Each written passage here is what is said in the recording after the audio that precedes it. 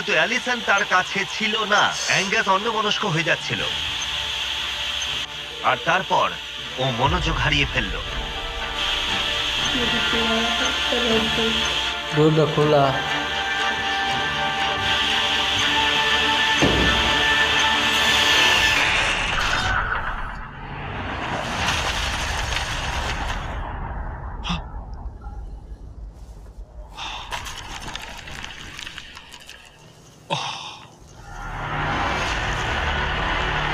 Angus, এটা কি করলে তুমি?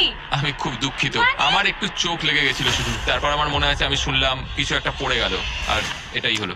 আমাকে ক্ষমা করে দাও। কি আর করা যাবে, যা হয়েছে সেটাকে তো আর বদলে ফেলা যাবে না। ও মাই গড, এটা কি হলো?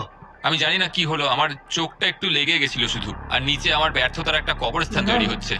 খাবারটা হারিয়ে ফেলাই তোমাদের একমাত্র ক্ষতি নয়, তোমাদের ফ্লোরের